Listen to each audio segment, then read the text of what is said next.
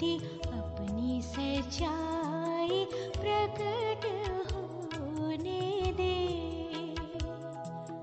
अपनी ज्योति अपनी सच्चाई प्रकट होने दे।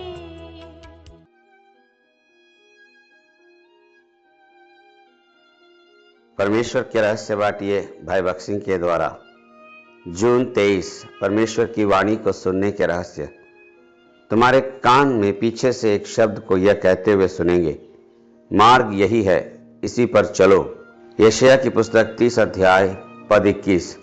यह पद यकीनन परमेश्वर की आवाज़ की ही बात करता है। हमारी प्रार्थना लगातार यह हो कि हम प्रतिदिन उस आवाज़ को एक सहज और स्पष्ट रूप में सुनना सीख सके, क्योंकि सिर्फ तभी हमें दिन प्रतिदिन हमारे सारे सवालों का जवाब और हमारी सारी समस्याओं का हल मिल सकता है। परमेश्वर की आवाज़ को सुनने के लिए विश्वास और धीरज की ज़रूरत होती है। परमेश्वर बोलता है, लेकिन ऐसे विश्वासी बहुत ही कम हैं जो उसकी वाणी को प्रतिदिन और स्पष्ट रूप में सुनने के विशेष अधिकार का आनंद उठा पाते हैं।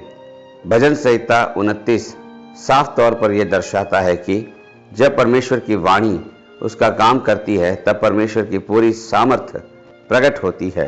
परमेश्वर की वाणी देवदारों को तोड़ डालती है।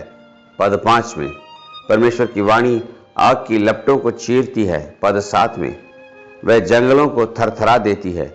ये शब्द इसलिए दोहराए गए हैं कि इनके द्वारा हम परमेश्वर की उस महान सामर्थ्य को देख सकें जो आपके और मेरे जीवन के लिए उपलब्ध है। हमने पहले यह देखा है कि कैसे यह पाठ एलिया नबी को सिखाया गया था। पहला राजा की पुस्तक 19 अध्याय का 12 पद में उसने परमेश्वर की धीमी आवाज़ को सुना। पहला राजा 18 अध्याय के 38 से 46 पद तक मैं उसमें परमेश्वर की महान सामर्थ्य को देखा था। फिर भी यहाँ पद 4 में वह मानो यह कह रहा है कि वह अब जीवित रहना नहीं चाहता। हम सभी कभी न कभी खुद को एक निराश, दबी हुई और गिरी हुई हालत में पाते हैं। हम सभी को कभी कभी अपने बोझ बहुत भारी महसूस होने लगते हैं और हम कभी न कभी झाऊ के पेड़ के नीचे जा बैठते हैं। लेकिन जब एलिया ने पहला राजा 19 अध्याय के 12 पद में उस धीमी आवाज़ को सुना तो उसका बोझ उतर गया, उसकी मर जाने की इच्छा भी खत्म हो गई और परमेश्वर के बारे में उसके सवाल भी मिट गए। उसने एक नया रहस्य जान लिया था। उसने यह सीखा कि परमेश्वर के मार्ग मनुष्य के मार्ग नहीं हैं।